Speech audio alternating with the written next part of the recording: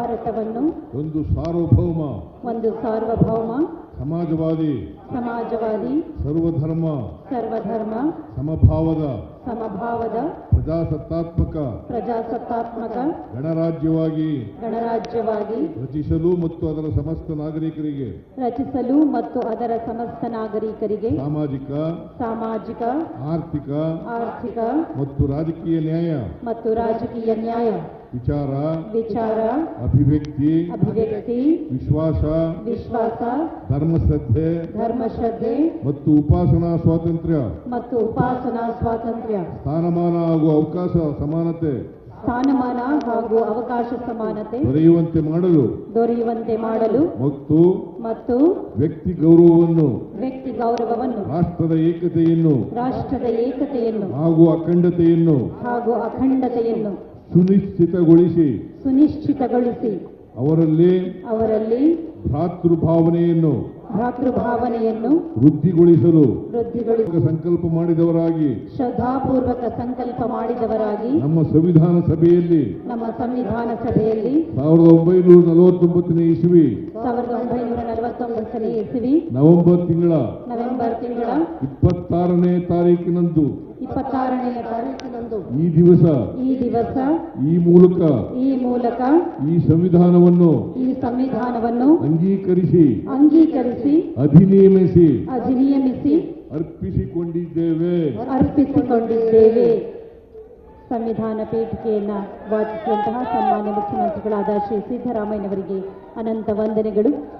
ವೇದಿಕೆಯ ಮೇಲೆ ಆಸೀನರಾಗಿರುವಂತಹ ಎಲ್ಲ ಮಹನೀಯರಿಗೆ, ವೇದಿಕೆಯ ಮುಂಭಾಗದಲ್ಲಿರುವಂತಹ ಡಾಕ್ಟರ್ ಬಾಬಾ ಸಾಹೇಬ್ ಅಂಬೇಡ್ಕರ್ ಅವರ ಜೈ ಭೀಮ್ ಜೈ ಭೀಮ್ ಜೈ ಭೀಮ್ ಜೈ ಭೀಮ್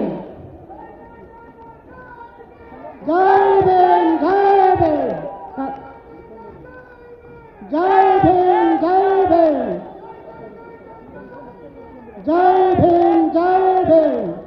ಕಾರ್ಯಕ್ರಮಕ್ಕೆ ಆಗಮಿಸಿರುವಂತಹ ಎಲ್ಲ ಗಣ್ಯಮಾನ್ಯರಿಗೆ, ವೇದಿಕೆ ಮುಂಭಾಗದಲ್ಲಿ ಆಸೀನರಾಗಿರುವಂತಹ ಡಾಕ್ಟರ್ ಬಾಬಾ ಸಾಹೇಬ್ ಅಂಬೇಡ್ಕರ್ ಅವರ ಅನುಯಾಯಿಗಳಿಗೆ, ಅವರ ವಿಚಾರಗಳನ್ನು ಪಾಲಿಸ್ತಾ ಇರುವಂತಹ ಎಲ್ಲರಿಗೆ ಸ್ವಾಗತವನ್ನು ಕೋರಲಿದ್ದಾರೆ ಡಾಕ್ಟರ್ ರಾಕೇಶ್ ಕುಮಾರ್, ಆಯುಕ್ತರು, ಸಮಾಜ ಕಲ್ಯಾಣ ಇಲಾಖೆ. ಡಾಕ್ಟರ್ ರಾಕೇಶ್ ಕುಮಾರ್. ಎಲ್ರಿಗೂ ನಮಸ್ಕಾರ. ಈ ದಿನ ಮಹಾನ್ ಮಾನವತಾವಾದಿ ಡಾಕ್ಟರ್ BR ಅಂಬೇಡ್ಕರ್ ಅವರ 134ನೇ ಜನ್ಮ ದಿನಾಚರಣೆಯನ್ನು ಆಚರಿಸ್ತಾ ಇದ್ದಾರೆ ಈ ಒಂದು ಭವ್ಯ ಮೆಟ್ಟಿಲಲ್ಲಿ. ಈ ಕಾರ್ಯಕ್ರಮದ ಉದ್ಘಾಟನೆಯನ್ನು ಮಾಡಲು ಸನ್ಮಾನ್ಯ ಮುಖ್ಯಮಂತ್ರಿಗಳಾದ ಶ್ರೀ ಸಿದ್ದರಾಮಯ್ಯರವರು ಆಗಮಿಸಿದ್ದಾರೆ. ಅವರಿಗೆ ತಮ್ಮೆಲ್ಲರ ಪರವಾಗಿ ನಾನು ಸ್ವಾಗತವನ್ನು ಕೋರ್ತಾ ಇದ್ದೇನೆ.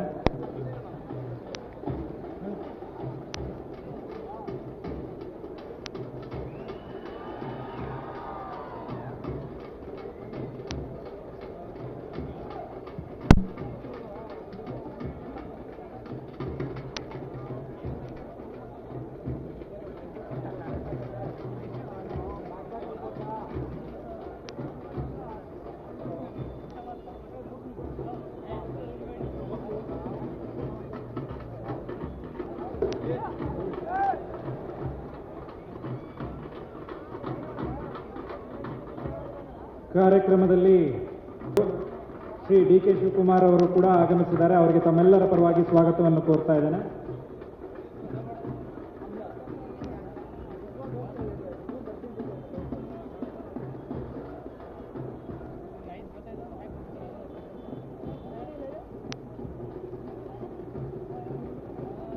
ಕನ್ನಡಿಗರ ಮೆಚ್ಚಿನ ನಿಮ್ಮ ನ್ಯೂಸ್ 18 ಕನ್ನಡ ಈಗ ವಾಟ್ಸ್ಆಪ್ನಲ್ಲಿಯೂ ಲಭ್ಯ.